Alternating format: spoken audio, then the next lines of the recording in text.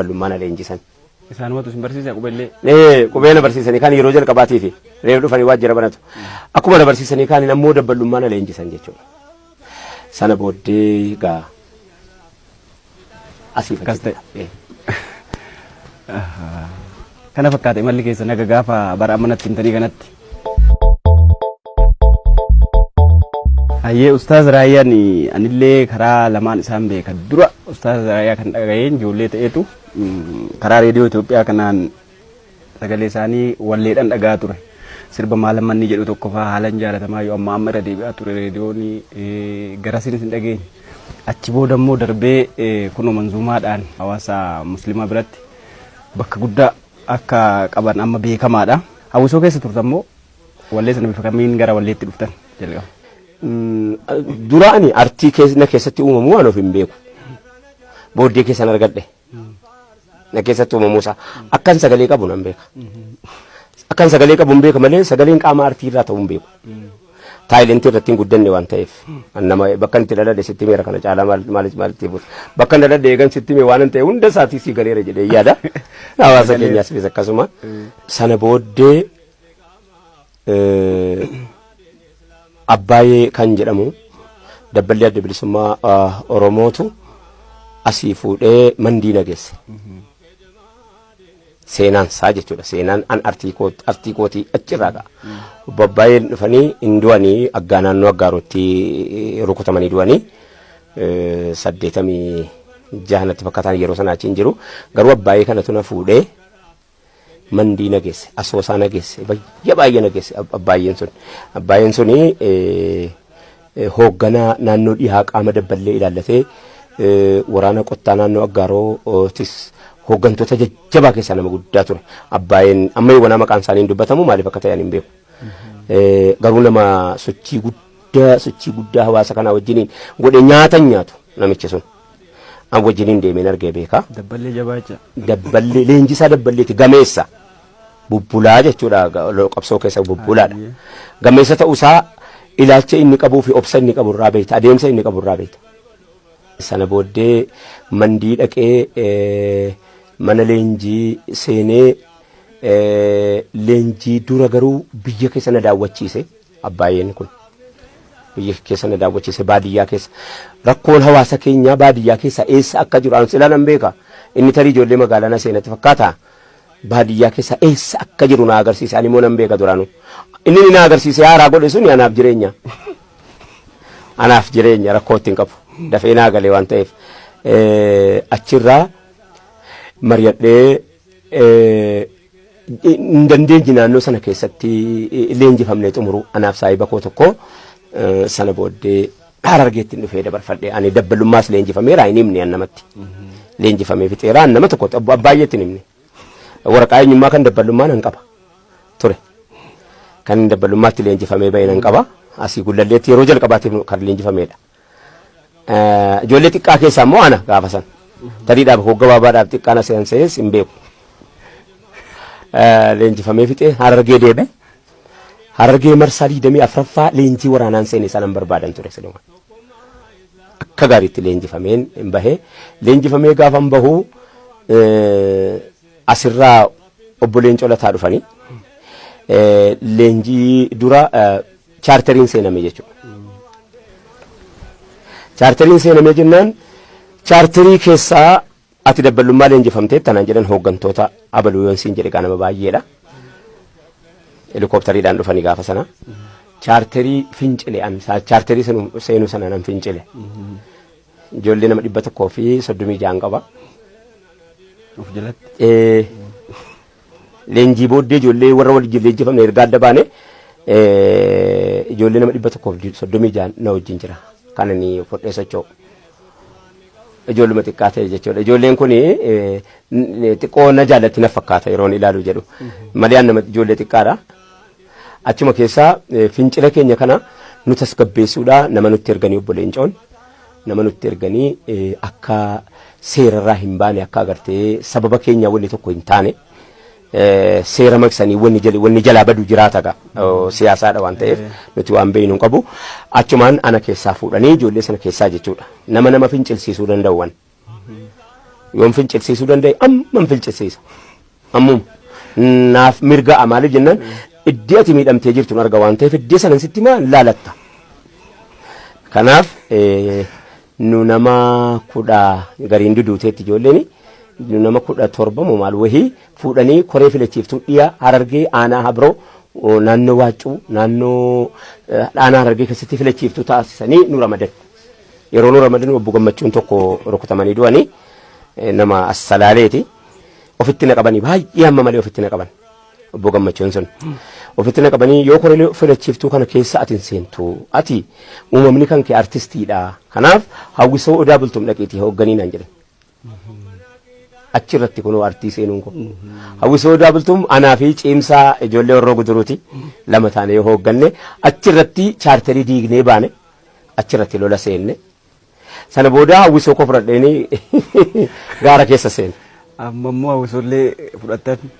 Hawwisoo fudhadheen gaara keessa seene hawwisoolee keessa gaafa sana warra amma lubbuun jiru jira warri du'es jira akka nu juumaa faan hin duute ijoolleen baay'een hin duute. Waraana irratti duute? Waraana irrattis kan duute baay'ee jirti.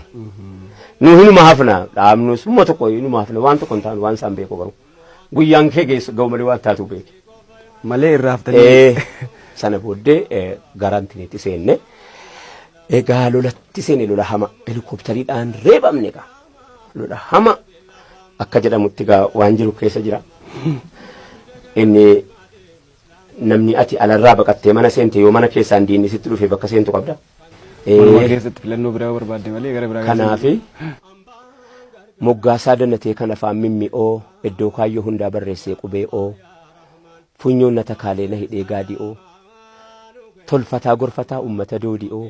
Oo keessaan nu dhufaa birmadummaa dhiyoo lakkii akkanaa miti jettu amma ati ofiin haasoftu kanaas keessaa waasii gala jedhee yaada asuma keessaa wanni ta'e nutti hojjetame namni afaan Oromoo haasawu baay'ee nu miidhe namni afaan Oromoo beeku baay'ee nu miidhe miidhaa hamman jenne wareegama sana hunda nama afaan Oromoo beeku nutti hojjete wareegama hamman taane nu kaffalchiise bareedduudha afaan keenya nuuf dubbatu.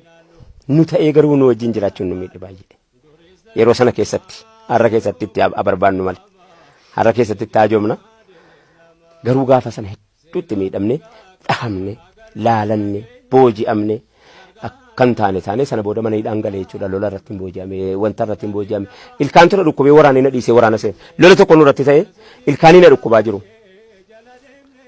lolli sun nurkatti ta'e rasaasas hin qabu fixadhee rasaasa lola wayii keessaa dhufna. Beeka lolchiisaan kan koo tokko nama Arsiiti.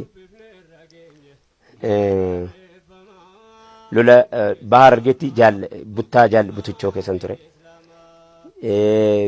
Dhiha keessatti immoo Magarsaa jennaan gurba jira ani Cibirraan Bisaa Sooleeti. Cibirraan Bisaa Soolee keessan ture. Cibirraan Bisaa Soolee keessaa Magarsaa kan jedhamu itti gaafatamaa humna furgaatuu taane jechuudha. Asirratti jechi kuni leenaafa baramu. Maal jedham humna darbatamaa jedhanii yeroo har'aa kana keessa biyyattii kana keessatti dubbatamu nan gadda. Afaan Oromoo yoo wallaaltan nu haasofsiifadha. Nuti warri baadiyyaa afaan amma ta'e beeyna. Nu bira jira jedha. Amma ta'e beeyna. Hunda beekuu baannu hunda wallaallu. Humna furgaatuudha. Humna darbatamaa jechuun tawarwaariidha afaan Oromoo afaan utuu of danda'e dhabe ishii tiraansileet godhadhu. Jechaan jecha keessa seenna nutuu qabnaa utuu qabnu maalitti jecha darbatamaa maaliif jetta maal humna furgaatuudha malee humni darbatamaa jiru humna furgoodha humna furgaatuu jedhamti nu biratti nuti illee afaan kanaan illee injifamne baadiyyaa keessatti humna furgaatuu kana keessaa seenee utuun lolarra jiru ilkaan na dhukkube ilkaan kun amma malee na dhukkubnaan itti gaafatamaa waraanaa yoo loltuun sitti dhufe ofirraa dhahi jedhee rasaasa xiqqoo tokko rasaasa isaa keessaa baasee naa kenne ofirraa dhahi ilkaan kana dhukkubsatu garuu lola kana hin seeninaan jedhee ilkaan sana dhukkubsachiisuudhaan qilee araddaa dhiyaa Harargee keessaa agamtii qilee bakka jedhamtu mana mucaa Abdallaa jedhamu mucaa ilkaan kaarra tokko bira na kaa'ee na biraa deemee achitti hin qabame. Humna furgaatuu biraatu kan Eertiraa. Humna Itoophiyaati miti nuti naan jette jarannatti meemoo malee miidiyaa irratti jara saaxiluufi miti. Jaratu natti hime. Shaabiyaadha nuti naan jedhe natti. Nuti shaabiyaadha. nuti ummata akkanaatii miti shaabiyaadha nu jedhee ofuma isaatiifuu gurbaanni hoogganaan isaanii shaabiyaa jedhama. Achirratti hin qabame egaa utuun ciisaa jiru lafatti qabame. Achirratti qabameen mana hidhaa seene. Seene egaa mana hidhaa sana booddee manni hidhaa anaaf manuma jireenyaati jechuu dandeessa egaa sana booddee.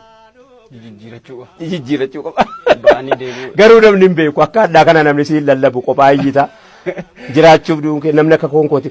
Mana hidhaa kana keessaa nama adabbii hedduu jiru keessaa kan inni irraanfanne nama bishaanitti hin kennamne jira. Roorroo himaan jiru laalaas mootummaan wayiif dhiise waan kaleessaa hawaasa keenya qorataan jiru baga dhiise. Nuufataa wayii sadaqa godaannisaa. Gaafa dubbatamuu qabutti dubbatamu inni kun. Ammas yeroo nu geennan nu dubbisaa. Dubbatama. Deemsatu itti nu geessee jennaan dubbanne. Mana hidhaani bareedduun hidhamee garuu walaloo dhiyeesseen ammas hidhaa lammaffaa seene. Manuma hidhaa keessatti na dhukkuba. Fayyaan qabu mataan kan kokon sirrii hin jiru. Namoota kana yeroo argite sirra bashamta.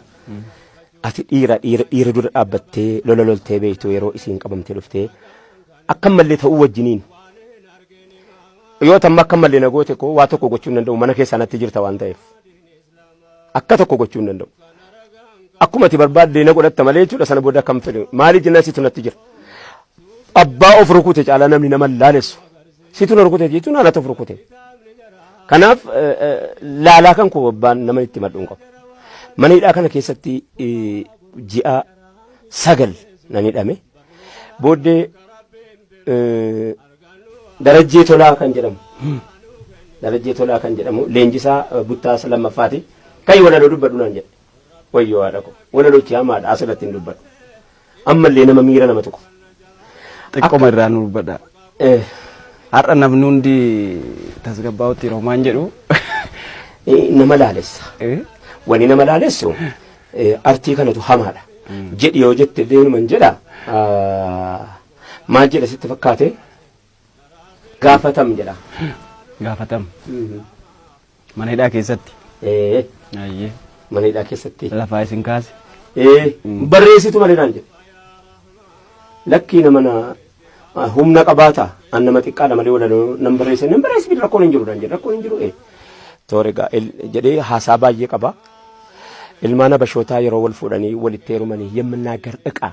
Meeshaa nuun jedhanii Oromoo baay'inaa walitti qabanii tirmaa taasisanii laatanii turanii kana qofaa miti baay'ee nuti uffatu anni xaggaachoom jedhanii dubbatu Oromoon ajoofnaa kan saba keenyaa kun rabbitti mul'atu jedheen iyyi nu gaafadhu rabbisitu nu gaafataa eenyutti dhiphannaan eenyu ballifataa eenyu gogaa nyaannaan eenyu laaffifataa eenyu qullaa deemnaan eenyutu uffataa eenyu dunuunfannaan eenyu jabanataa jedhee seera kan kee kaa'uun beekaa bira kaa'uun seera na buluu fi seera na bulchuu fi taayitaaf guddinaa wal rakkisuu fi tokko ibidda ta'e tokko yaa baquu fi akka nama dhibame gaafa kana namni 2 quba gurra kaate iyye jennaan bar innuma jeeqamne miira keessa galanii miira hamaa keessa galan miira hamtuu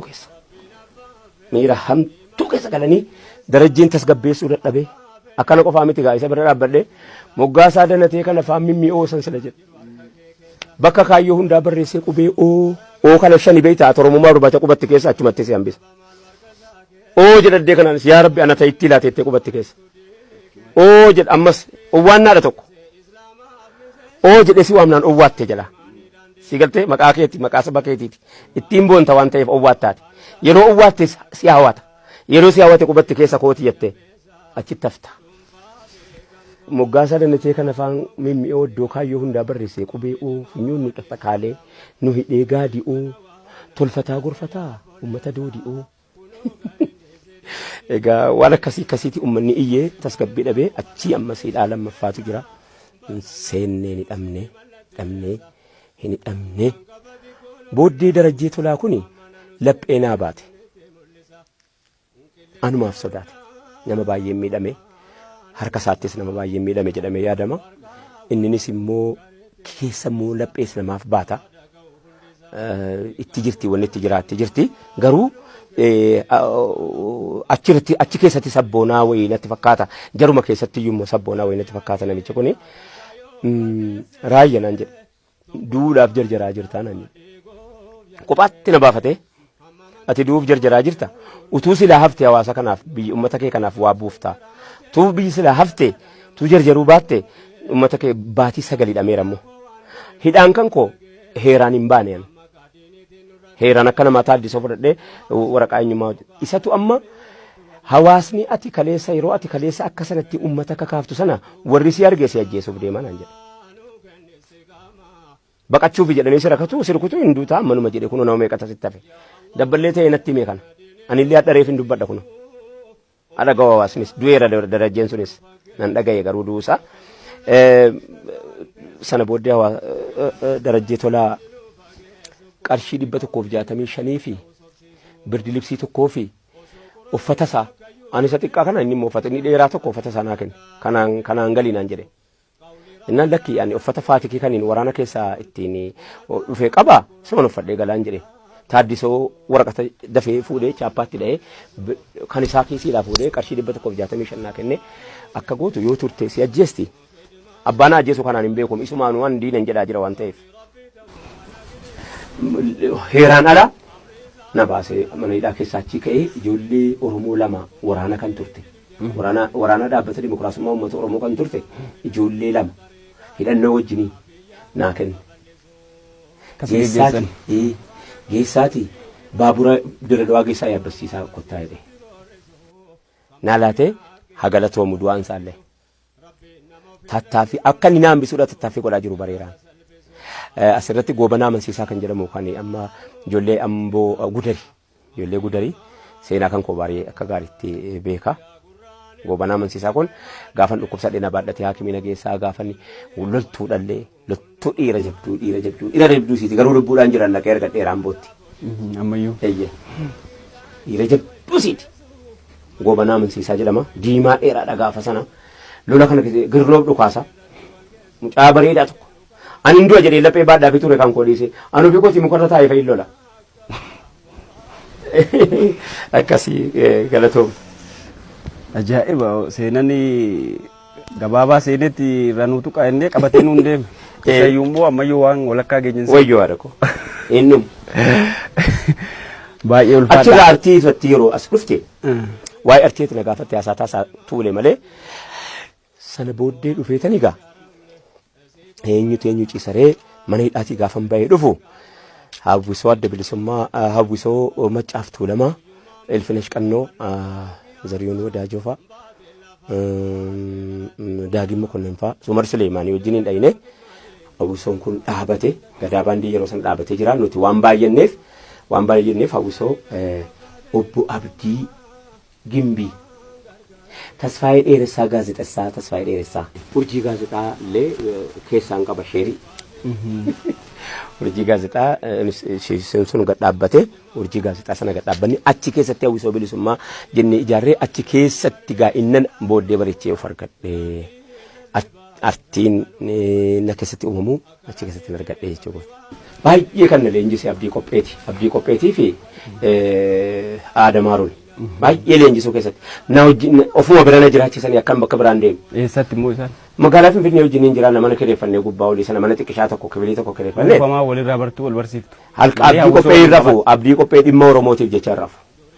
Irrimni isan qabu utuu nyaatee haaran galfatiin du'ee bade Abdii Qopheen utuu takkaa takkitii jiraatee hin beeku akka namaa uffannaa uffatee hin beeku namni isa hin beeku inni garuu nama beeka. Uummata kanaaf inni nama dadarii soqaadha naannoon isaanii. Abdii Mahammad jedhama Abdii Qopheetti beekama maqaa barreessaa yaanatu dhiisee fi malee waan inni barreesse keessaa baay'ee fakkeenyaaf namni dhugaadhaa kamii kan jedhee ani intini jedhu sana isa kan barreesse na leenjisee ritimii kanan beeku hunda sana na leenjisee halkan kana na raffisu uleedhaan faana reeba gadi ba'uulatti hin dhiisu na tiksa akkan egeree waa wayii fudhadhee tarkaanfadhu gochuudha baay'ee na wajjin taa'aa Aadamaaruun isaatii manaasaas na leenjisuu keessatti baay'ee na wajjin taa'abanii akkasumas qabsaa'aa waraana bilisummaa Oromoo keessa jiru Suutee Baarentoo Usmaayyoo Muusaa nuti gaagaree tokko gaala kun. Baay'ee waan bareeda bu'uurri keessan kalee bu'aa fidee jiraarra ulfaadhaa isiniin jennan ullee. Mala akkasiisan keessa dabartanii as kalooftanii dhuftan kaaseetti qabdu wallee. Manzumaa kan wallee lama qabaatu fakkaata. Lama guutuumu. Kaanii hundi isaatu gaa karuma hawaasaa kanatti gannaannaa meeshoo muuziqaa jala jiraafe maleetu jala jiraachuu baateefaa waan dhorkamaa natti hin fakkaatu walaloo kan ku akkan beektota islaamaa gaafadhe kaasetti CD kan Islaamaa afaan Oromootiin CD 31 qaba. Akkas. Sa manzumaa yookiin nashidaa inni kana. Eeyyee. 31. Sanuu dhedheeraa. Dheeraadha. Hundisaa bakka meeshaas hundisaa sagaleedhaan kan bargoota. Matamarraa jettu waan amma dheeratu kan amma. Nan barreessa baay'een barreessa. Isaayyuu shantuuleen tokko keessaa fuudha. Duraan ergaa biraatti galiin katabee dubbii kana dhufee karaarraa naqabee waan irra mudannee sinitti lallabee ulamaan tuqamoo sagaraan na dadhabee. Meeqa tuulee maaliif jennaan alternaatiiviin qabadha kamtu irra wayyaa dhalaata hawaasa kana bira yoo dhaqe waan miidhu qaba amma durii waggaa 17 18 fakkaata misooma Oromiyaatiin wal qabatee waa barreesseen ture baay'een itti gaafatame egaa itti gaafatama hamaa kan hawaasni hin beekne hundan ta'ee jira namni natti ramadamee halkanii guyyaa namni beeraawi baankii namni maal dhaqa galfataa miti anarratti achi gubbaattiin qorataman ture. Maal jennaan? Nam badee yaada kun maal isa kamiin hin beekesitti walaluudhuma hamma walaloochitu humnatti walalumaan ammattii kana qofittiin hojjedhu baay'ee san hojjedhu beela jedhu kan jedhu tokko hojjedhu misooma eessatu misooma biyyoonuma sooma gaa waan adda addaa achi keessatti kan hin jedhe sanii keessaa isin daganne jedhee hawaasatti mukooti. Asan jira malee yaa hawaasaa roorrifamni kan kee kaleessaa roorroo koo hadhaa ta'uu dhabeetii miti. Sin daganne jechuu itti buufan kana hojjedhee gadhiisa. Akkasumatti immoo manzumaa keessa dhaamsa gurguddaa dabarsite dhaamsa saba kanatti waa himu wayii waan makaasa manzumaatiin. Himan dabarsa roorroo ammataa tokko hin dhiisu. Roorroo nan dhiisu yoo hin dhiiseef. Barsilaa nan dhiisa. Yoo nan dhiisa jedhee si nan dhiisu wannan keessa dabarfadhe hundisaa namni hawaasa kana argee dubbisaa jiru akkamitti irra dhiisa.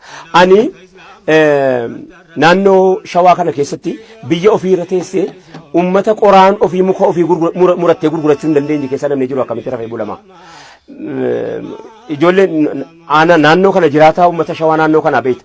Baarzaafiin magaalaa Finfinneetti naanna'e kan isaaniiti koboota duudatti baattee magaalaa Finfinnee fiddee ijoollee tiisii bidhaan hidhattee galti. Kana ejjisin. Uummanni kana keessatti dhalatee soosaayitii kanaa qabu.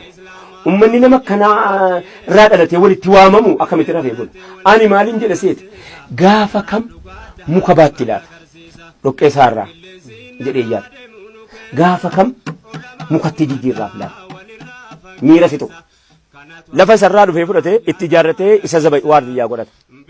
Namni hawaasa kanarraa dhalate akkamitti rafamee bulamaaf. Halkan nan yaada guyyaan nan yaada akka waan hin qophaa kan cunqursee achi baasu.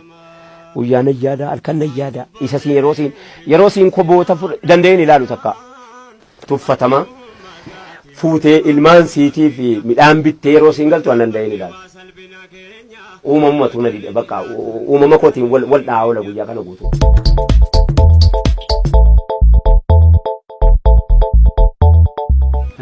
Akkaataa tatta'ee hawwisoon keessanis gareen keessan sunis ka du'e du'aan dhabdanii kun hidhaan dhabdanii kun baqaan dhabdanii adda facaatan. Achi booda immoo Ustaaz Raayyaan kallattii jijjiiratee ammas qabsoo isaa karaa amantaatiin deebi'ee dhufe. Qabsoo karaa amantaa keessa gootan kanaan illee amma baay'ee ooftanii kallattii qabsiistanii kun hamma